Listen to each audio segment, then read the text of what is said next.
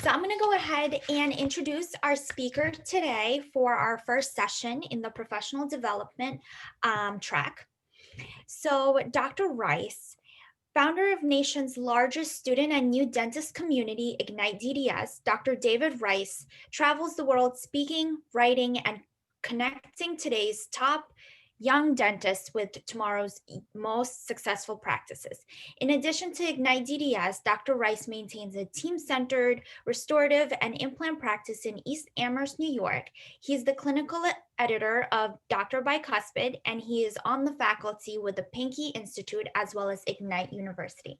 So please help me welcome Dr. David Rice. Hey guys, good morning.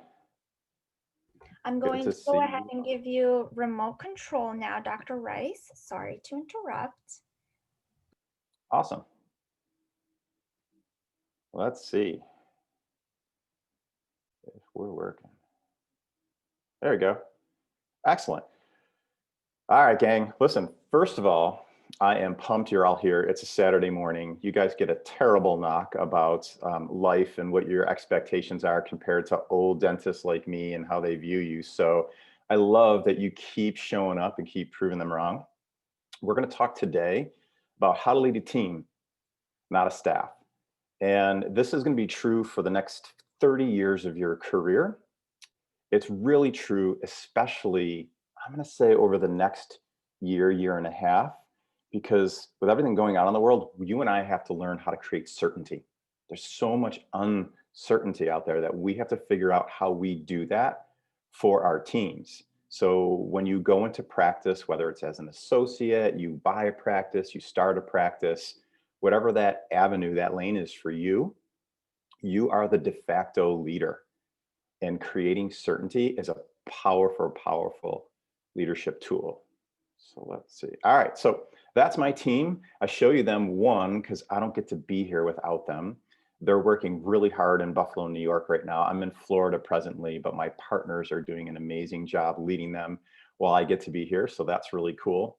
You can see they like us and they like each other. And that's a really important part of you and I empowering them and creating that team rather than a staff, which will make an epic difference for all of you. All right, Miss, all right. Sometimes I feel in life the greatest way to learn is to talk about all the things that aren't true about leading a team. So there are lots of myths out there that you guys hear that I've heard along the way. One, leaders are born. Kind of not true. So some of us maybe have kind of an inclination towards leadership. Some of us have had like super great mentors our entire life, even as kids. But leaders aren't born. It's a skill set that you guys can learn, just like prepping a crown. And I'll give you a great read and a great example of this. So if you've never read the book Grit, go find the book Grit. It won't take you very long to read it. And inside that story, one of the stories they tell is about Michael Phelps, and they talk about how he's the most prolific Olympian of all time. And everyone thinks he was born to be a swimmer, like we're supposed to be born to be leaders. And then they break down all the little things that Michael Phelps did to become literally the most prolific medal winner in all of Olympian history. So that's myth one. You're not born a leader. It's a skill set you guys can learn. Two, a big myth is that you and I should stay in our lane of strength, that we should do what we're really excellent at. We should hire a team around us and let them do all the other work. Now, that's a Gallupism, and Gallup is a really great company. And there's some truth to you and I maximizing our strengths. There's also truth to you and I identifying our weaknesses and onboarding people on our team who can compensate. But I want you to think about that for a second as I kind of add to this myth, because I talk a lot about behavioral styles. You guys who've heard me before, I talk about certain ones of us are drivers. So we're really good decision makers. Certain of us are good influencers. So we're really great at motivating people and getting them moving in the same direction we want. Some of us are really good at creating stability and just making people feel like comfortable and that we're all in this together. And then some of us are really highly analytical. Those are our skill sets. But if you think about your inherent strengths, and then you add on top of it your behavioral style that's just innate to you, and then think about an infant. Think about a 3-month-old, a 6-year-old, a 1-year-old, a 2-year-old. And then imagine that mom and dad sat them down one day and said, you know what? Just keep doing what you're really good at. And imagine what that infant would do for the rest of their life. Because I'm thinking they'd like sit on the couch. Maybe they'd fall to the side every now and again. But if we don't push ourselves, if we don't work on new skills, if we don't explore things that we're not good at, then we're never going to advance as leaders, just like we never advance as infants and little kids. We never learn to crawl, walk, run, all the great things we do in life. So those are just some of the big myths that we have in leadership today. Let's talk about some things that do work. Safety, especially now, right? Your teams need to feel safe. Whether it's you guys right now in dental school and your ASDA teams, as you create virtual meetings like this, it's maybe not safe to have a couple hundred of us in a room together yet. Your teams are the same way. So my team at my practice, they have to feel safe in our environment physically with everything that's going on. But more importantly than that, they need to feel safe with you when you come in as a young dentist. They need to know that you have their back, that you're not going to come in and try to disrupt everything we've worked so hard to establish as a team. I mean, I want you to be proactive. I want you to bring your voice. I want you to bring change and great concepts and great ideas. But I also want you to do that sort of with the professional frame around it, that this is a group of people who might fear that they don't have a job when you walk in the door. They may look at you as somebody who's going to upset the apple cart, so to speak. So you want to make sure as a young dentist leader, whether you're an associate, whether you buy a practice, whether you start one up, big, small, doesn't matter, that you're creating a safe space for the team around you, that they know you're on their side. You're going to coach them. You're going to teach them. You're going to share all the things you'd like them to be, but you're open to walking them through this process so they don't feel like tomorrow at 9 a.m. that the expectation is totally different for them than it's been in the past. Another one, let's see if we get this to change here.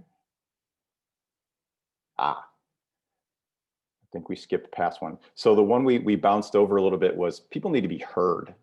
Your team members need to be heard. They need to know you're listening to them. And the easiest thing you can do, because there are lots and lots of skill sets that you can learn as far as creating learning and people feeling like their voice is heard from you. But the easiest thing you can do is just ask.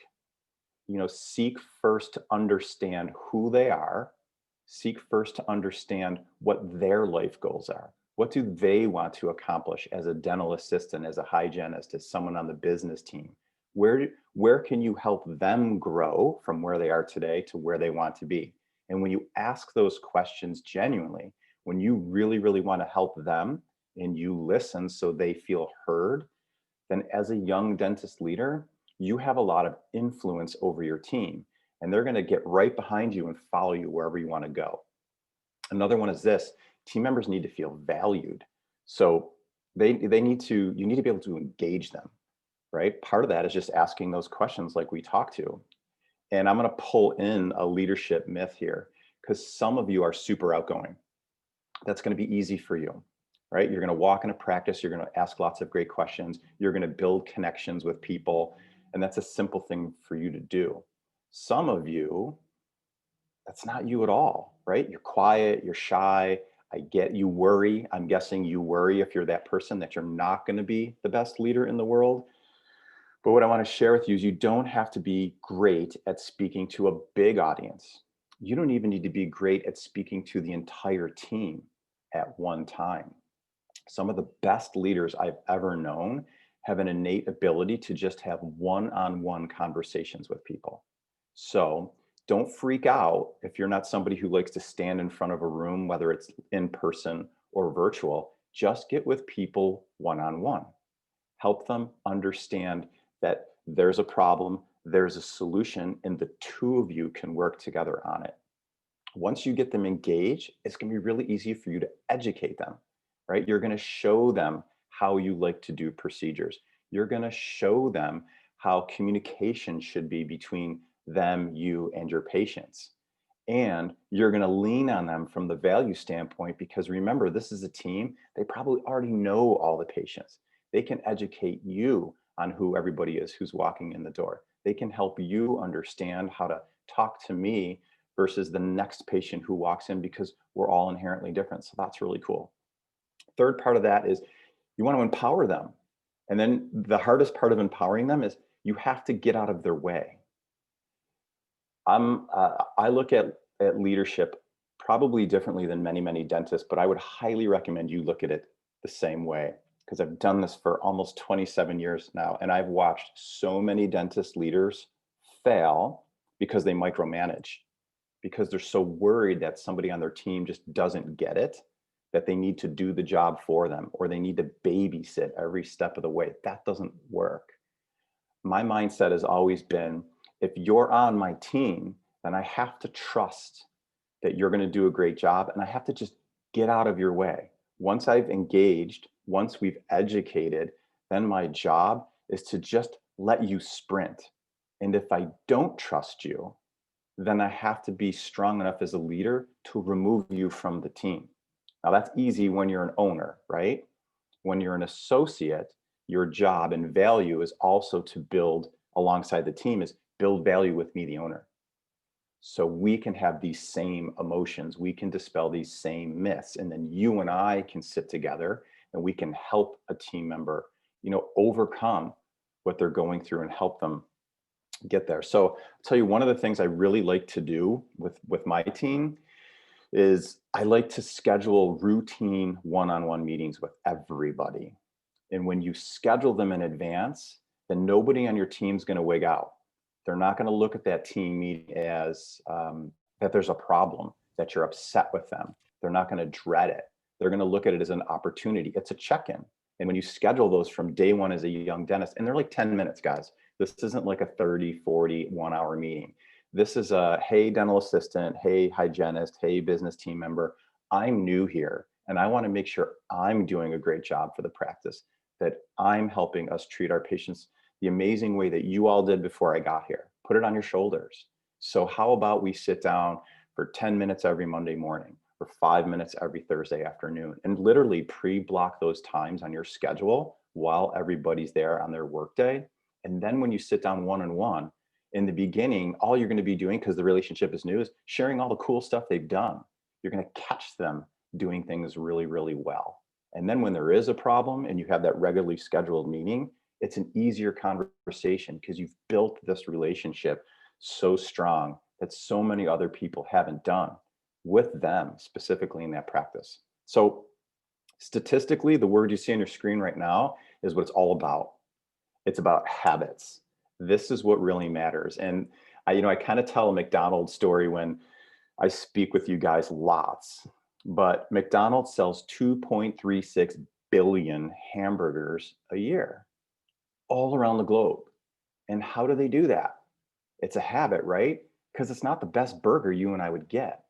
But the importance of the story is what you and I know is whether we're in Florida or New York, or we go overseas on vacation, we're in some place we're totally unfamiliar with, we know that if we see those golden arches, what we can count on, we have an expectation because of habits McDonald's has created from their leadership down to the person who flips burgers, who speaks to you and I at the counter or a drive-through window.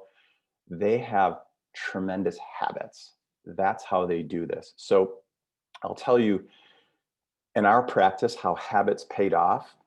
So our team's awesome. They've been awesome the last 25 years together. And our community knew it, so we've always done well. We've always grown as a practice every year by at least 15%, which is pretty darn good growth. Now I want you to kind of picture this whole COVID time when everything hit the fan. And most dental practices, just so you guys know, most dental practices still right now are only producing 80% of what they did pre-COVID. So imagine that. Imagine that your practice produced $1 million before COVID. You have this team, and now all of a sudden, 10 months later, you're on track to do 800,000, and you still have all the bills and all the team and all the stuff. And now I want you to imagine that when you have tremendous habits, what can happen? So in our practice, our team was so good. This wasn't me, this wasn't any of my partners, but our team was so engaged, educated, and empowered that not only did our patients want to come back, so we don't have all these cancellations and no-shows that most dental practices have, but every specialist in our community that we've worked with for the last 5, 10, 15, 20 years, they all literally tripled down on how many new patients they send us. So before COVID, we would get, I don't know, probably 15 to 20 new patients just from our specialists. We're getting 50 to 60 new patients every month from our specialists. Why? Because our team has great habits, because our team has demonstrated to the community, including all these dental people, that people are safe when they come to see us, that they are valued when they come to see us, that we're going to listen to them when they come to see us. And just like McDonald's, they can count on it every single time. That's like a really cool habit thing. So I want to show you guys some of the things I would focus on from a habit standpoint. Some of this you've heard, maybe not in this fashion, but the first, you've heard vision, right? You've all heard about vision in life. You got to see clarity. We have to generate energy, right? So you have to have this vision. You have to have an idea in your mind as a young dentist of who do I want to be as a leader? What do I want my team to look like? How do I want to run my treatment room? Because even if you're an associate, like, you have power over your treatment room. You might not have it over the rest of the practice, but you can control your room. So what does that look like? You should spend time right now figuring out, what in a perfect world does your day look like? How are people treated? What kind of dentistry do you want to do? How long do you want them in your chair? How are you going to follow up with them? And when you know that, when you have a like crystal clear picture of what that looks like, that's probably going to get you excited, right? You're going to be pumped because you know exactly what you want. And then generating energy, like, you just have to do it every day, because you guys know some days you wake up in the morning and maybe you're not all in, right? Maybe instead of being a 10 out of 10, you're like an 8 out of 10. So you have to figure out ways when you wake up in the morning and you feel like an 8, how do I get myself to a 10? And you have to know what those ways are. So when you walk in the door and you meet that team as an owner or an associate, you're jazzed, because when you're jazzed, they're going to follow you. When you come in and you're tired or today's not the day, they're going to follow you. So be careful what you put out to them. The next one is all about urgency. Raising necessity is so important. The dental practices that I know that not only like hockey stick growth, right? They go up 10%, 15%, 20%. They're not just the practices that do that your first 1, 2, 3, 4, 5 years in practice. So that's kind of cool. What you guys are going to see as a young dentist is you're going to like have epic growth from year 1 to year 2 and year 2 to year 3 when you do the right things. What tends to happen is by year 5, for most dentists, is people level. They level because the vision gets a little cloudy, the energy goes down, and there's no urgency.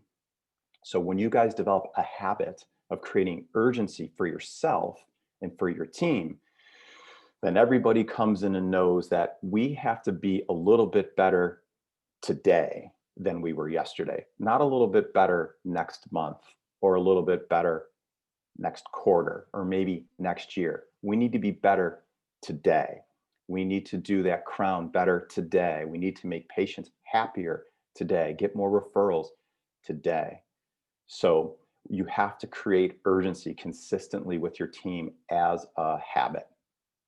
If you do the first 3, you're going to be productive. You're going to do more of the dentistry you want to do. So the most important part of increasing productivity is that you guys measure it, right? You've all heard about SMART goals. You need to be specific. You need to measure them.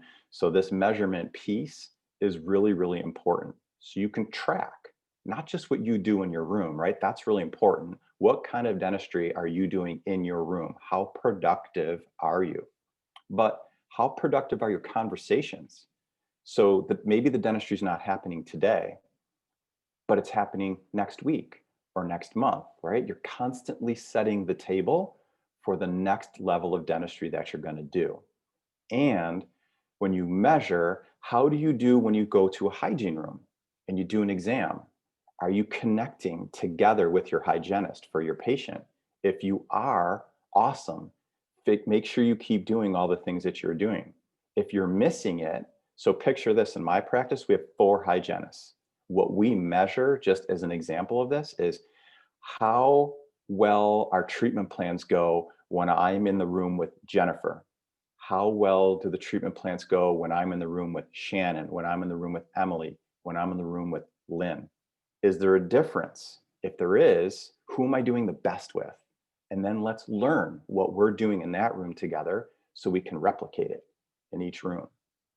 And then we do that with all of us: dentist to hygienist, dentist to dental assistant passing the baton to the front desk. We have to measure our productivity. So developing influence, I think you guys know something about this, at least on Instagram, right?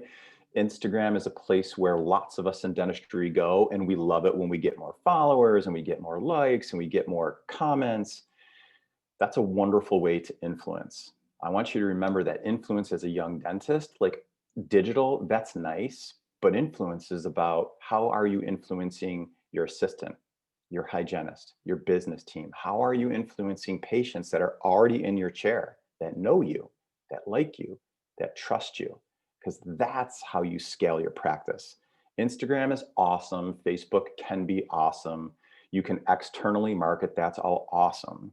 But if I gave you like one lane to develop real influence in, guys, develop influence with your team and your patients who are already there.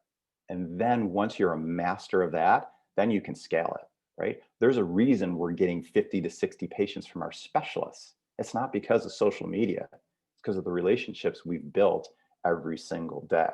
And when you do that really, really well, you don't have to spend a lot of time and a lot of money like a lot of people do with dental marketers. Not that that's bad, it's just not necessarily necessary. Last piece of this from a habit standpoint, it's courage, guys. This isn't easy, right? It's not easy to wake up every single day and want to be a 10 out of 10. It's not easy to go in and have all these great habits that we're talking about. It takes work, and it takes vulnerability, right? You have to be willing to go in and fall. And you have to realize, because I remember being a young dentist, I was afraid to fall. I thought I should know everything. I thought I shouldn't ask questions. I thought there was this expectation on my shoulders that I should already be really good at all these things. It's garbage. I've been doing this almost 27 years. There's lots of stuff I don't know. And the best leaders I know are the leaders who go in and they have a habit of just saying, I don't know. When somebody asks you a question that you don't have the answer to, I don't know. But you know what? I promise you, I'll do my homework, I'll research it, and I'll get back to you within 1 day, 2 days, 1 week, whatever gives you the time frame that you know you can deliver it on. And all of this stuff, kind of starts on the left-hand side of your screen with mindset. You have to know that you can do it. I want you to believe you can do it, but beliefs, like, they get scary sometimes. Like when COVID hits, everybody's beliefs went out the window. Everybody thought the world was going to end. So what happened? The world ended. However, when you know you can do it, it's going to be an easier win for you guys. And when you need help, I want you to reach out. This just one super cool thing, and I'll field any questions y'all have.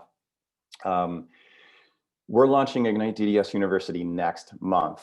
The reason I put MedPro on here is because they are super kind enough that they are going to scholarship all of you who are D3s and D4s. So if you want to take advantage of that scholarship, which is going to give you access to some of the most incredible dental speakers that I've met over my years, international leaders, like people you'll see at the Greater New York Trade Show or Chicago Midwinter, like the biggest meetings in the whole world. They're all going to be there. There's 30 CE credits available, and MedPro is going to pay your ticket to give you access if you're a third or fourth year. So make sure you follow us on Instagram so we can keep you posted when we launch.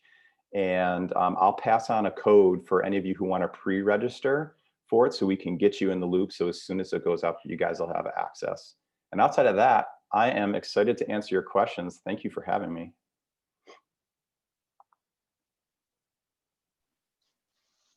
Thank you, Dr. Rice. Yeah.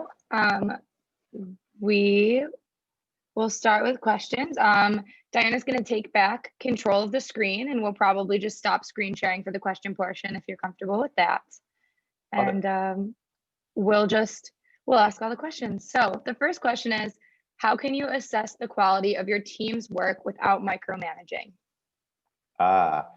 Great question. So think about every relationship you guys have had and think about how awesome the relationship is when you first met and you're building that with whomever the significant other is in your life.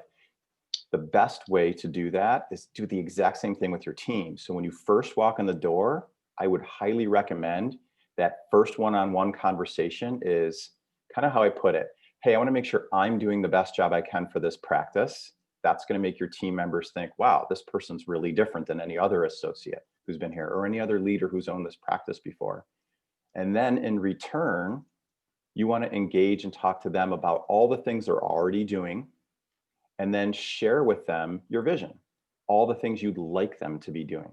And then every week, you're going to learn, what are they great at? What do they need help with? And I think if you have that mindset, it's not that they're bad because they don't know something. Maybe they just don't know it because they've never been taught. And then use those weekly conversations to assess them over the course of like 1 or 2 months. If at the end of 2 months, they show you progress, awesome. If at the end of 2 months, they consistently fall down, then you have to have a harder conversation. But give people the benefit of the doubt on the front end, because most people want to be an excellent assistant hygienist or business team member. Great, thank you for that. So Jacob actually has another question in regards to interviewing. What strategies do you use when you interview potential additions to your team? Oh, you guys are so smart. Okay, few things. Most dentists make mistakes when they hire people because we're not specific enough when we look for the hire. So think about the average dentist says, I need a dental hygienist. I need a new assistant. We need someone for our front desk. And they never really share details of exactly who they need. So does this person need to be a people person? Do they need to be analytical? That's one thing, right? So what are their inherent strengths? And then the other part of that is what we discussed, like, are they thirsty? Are they a learner? So hire for attitude instead of aptitude. Most dentists look at them like, oh, I want somebody with 10 years experience because they're going to walk in the door and being great. They might be, but I'd rather hire somebody who's inexperienced and really, really wants to learn. And I'd also rather be very, very specific as I'm hiring somebody. So by the time they get to the interview has weeded out like lots of people who maybe won't fit. And then on the interview itself, I would just say, ask situational questions. What happens if, pretend this person's going to answer the phone. What happens if David Rice calls the office and he does this? How do you handle that? Situations sort of take the personal element out of it, and they start showing you behaviors, and that helps you to weed out like people who can just fluff you a story versus people who like, oh, I know exactly how to handle that situation. So I ask situational questions a lot. Thank you for that insight. Really appreciate it. Sure. Awesome. So the next question we have is from John. He says, thank you, Dr. Rice, and good morning. How do you manage giving team members individual responsibilities and autonomy while also monitoring performance and holding them accountable to a certain standard? Great question. I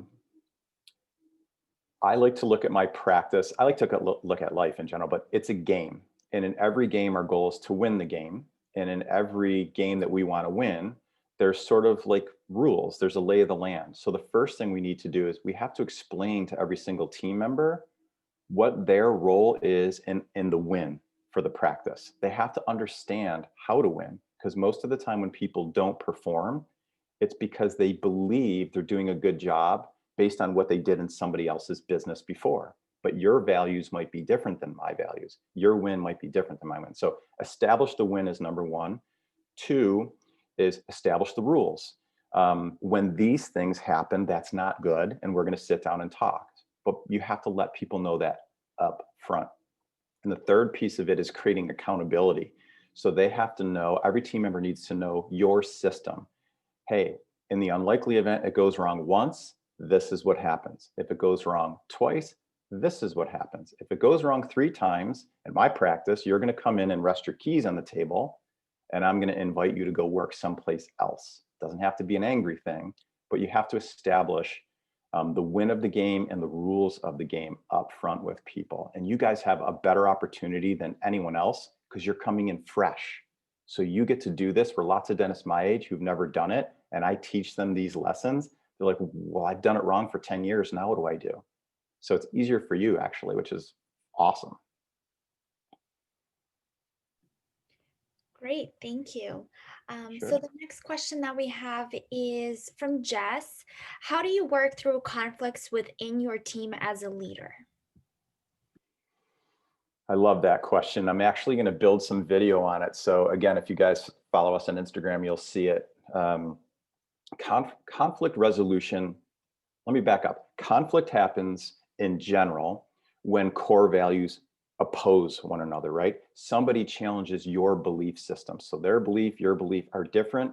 And then naturally we do this because in life, sadly, what do we default to? I mean, we saw it last Monday, right? We saw groups of people who said, this is the right way, this is the right way, and I'm going to defend my right way, even though I think I'm wrong, right? I'm just not going to admit it. So the first thing you need to do, I think, is just sit back, take a breath, and listen. And then ask yourself, if conflict is happening, what is it about that conflict that you feel challenges your core value? And then I would recommend you guys sit down with that person. And instead of saying, I don't like you, or you did this wrong, what if you sat down, you were vulnerable as a leader and said, hey, you know what, David? When you did this, it made me feel this. And I know some of you are thinking, oh, that's like psychology, like hokey, jokey stuff. But when you take the subjectivity out of it and you take the emotion out of it and you address the behavior as opposed to the person, then you give that person the opportunity to breathe too and to unplug their emotion. And now you're just two people who can respect one another. And when it goes well, reward your team member, right? Say, you know what? I'm so glad we sat down. I feel so much better after having this conversation. Do you? Get their input. And if it goes badly, then again, we go through that whole accountability scale because everybody knows the rules of the game. And that person has maybe 2 more strikes and they're gone if they're not willing to change with you. Awesome. Thank you. Sure. So our next question is from Jenna, and she said, if you want to improve an existing practice that you are an associate in, how would you tackle that without stepping on any toes? Great question. So I would say in life, we're all motivated by different things. And this is like a 3-day course, but I'll give you the 30-second high view. Most people are motivated by one of 6 drivers. And those of you who've heard me speak have probably heard me say those drivers are money, appearance, time, trust, comfort, and health. So what if you could figure out what drove me or any other team member as an existing team member before you walked in the door? What if you knew it was money or appearance, how I wanted people to view our practice, or time or trust? What if you knew what that was? And then instead of just kind of coming in and rushing me with a new idea, you came in and said, hey, David, you know what? I know how important it is for our patients to have trust in us. I have an idea that I think can improve that trust. Can I share it? And all you're doing is asking me for permission to do exactly what you would have otherwise just told me anyway. If I'm a normal guy, I'm going to say, oh my God, of course, especially because you framed that ask in terms of what matters to me, trust. So now I really want to listen to you. And then you share your explanation. And sometimes I'm going to say, oh my God, great idea. And sometimes I'm going to think, great idea, but maybe not today. And then stick with it. Great, thank you so much for that. Jack would like to know, how do you handle production bonuses and raises for your employees? Man, seriously, if I could bring all of you guys to a course I gave to dentists who've been in practice for 10 years, I think you would teach them so much. There are lots of ways to look at this. So I'm going to caveat it with there's more than one right way. I'm going to share with you a way that we've used not only in our practice, but we've used in lots of practices that we've worked with. I believe we all have inherent value based on who we are and our role in the practice, right? You, the dentist and owner, you need to be paid more than everybody else based on everything you've done to get there and everything you're going to do moving forward as the dentist leader. Hygienist, same way, assistant, same way, business team, same way. So in my head, I have a ceiling for payroll for each position. Then our bonus system works like this. We have a team-wide bonus. The only thing that matters is if you're full-time or part-time. We only have full-time people on our team, but if I was bringing this to your practice, part-time or full-time, everything else is the same. Whether you're on, whether you answer the phones, you scale teeth all day, you're a dental assistant, or you're an associate in our practice, everybody shares the percentage equally. Because here's what I know. We all need each other, right? You and I can't do the dentistry if somebody doesn't answer the phone and schedule the patient. We can't do it without an assistant. Our time is limited to our chair. So we have this great hygiene team. They can be productive. And then we need somebody to collect all the money. So we bonus as a team, and we do it with a 3-month rolling average. And I'm going to tell you why. Sometimes dental practices do this. Now, the better you get at this building systems, the more your kind of ebbs and flows will be more shallow, but there'll always be an ebb and flow. So what I don't want to happen for you guys is you have a crazy great month and you write everybody on the team like checks and everyone's fired up and happy. And then next month, boom, you hit a low. Now what? Now you're like, oh my God, I paid everybody all this money and we're in trouble because I can't afford to pay my bills because those bills came in after you paid the bonus. And then the opposite is true, right? Sometimes you have a bad month today, but the next 2 months are really good. So over a 3-month average, and it's a rolling thing. So in our practice, January, February, March, we look at January. How'd we do? We hit it. Boom, everybody bonuses. February, March, April, we hit it again. So in theory, once this is in play, your team can bonus 12 months a year, which is amazing. But it also gives them a hall pass for a bad month, and it gives you and I a hall pass as the owner if we have a really great month, and then we have some not so great months. Awesome. Oh, I got a direct message with a question. So if you are a practice owner with multiple locations, what should you do to keep your team connected and coherent with each other and with you when splitting time at offices? Do exactly what we're doing right now. Just like you're going to have regularly scheduled meetings with individual people and say practice number 1, if you own 5 practices, 10 practices, have regularly scheduled meeting with each practice. So now if you're sharing time, right, if you go that model where you own 5 to, 20 practices, then you're going to have to build people on your team in each location who can help do those one-on-ones for you. And then your one-on-one becomes with that go-to person. Yeah. And they give you the recap. Great, thank you. Sure. So another question that we have is, do you encourage team building exercises? And if so, what are some that have helped you in the past? All right, I'm throwing that one a virtual hug. Yes, absolutely, yes. You need to never listen to a dentist who tells you if you're not working with a handpiece in your hand that you're not working. We schedule in our practice, we have daily meetings before the day starts. We have weekly meetings that are an hour. Once a month, that weekly meeting becomes a 2-hour meeting. And 4 times a year, that weekly meeting becomes an all-day meeting. And those all-day meetings are half about a skill set we learn and half about team building. And we're always working on team building. Because let's face it, if your patients don't say yes to all this cool stuff you're learning in school or in a postgrad program, who cares? It's just nice information to know. So we work on team building consistently. I'll give you an example. We work on patient communication all the time. So we had a team meeting where we talked about behavior. We talked about that D, the I, the S, and the C that I mentioned earlier. What motivates each individual patient. We went through patients that we had success with so we could say, hey, what worked? We went through some patients that we didn't have success with. We're like, oh, what could we do better when that person comes in next time? And then in the afternoon, we went as a team, as a practice, to an escape room. And we said, let's see how good we are. Can we exercise communication and solve this puzzle? And we lived the lessons. And then afterwards, we hung around, we had a couple drinks or coffee or whatever you guys want to do for you. And we said, all right, how'd we do? Would we do well? Where could we be better if we did this next time? And it becomes a life lesson for people, so people retain it.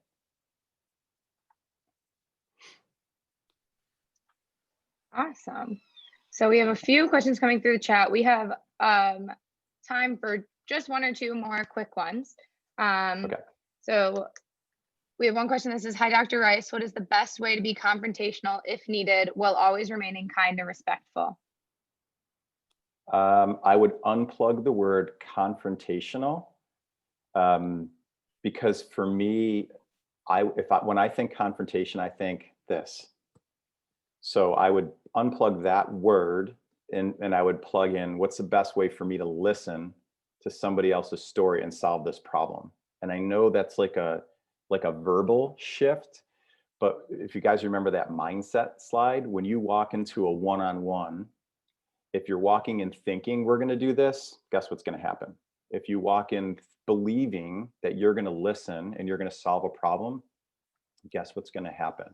But I would kind of go through that process, really listen to understand what somebody's saying, listen to hear, just like your core value was offended, what one offends them, and then figure out if you can overcome that core value clash. And 80% of the time you're going to overcome it, and 20% of the time you're going to say, you know what, David Rice, you're a good guy.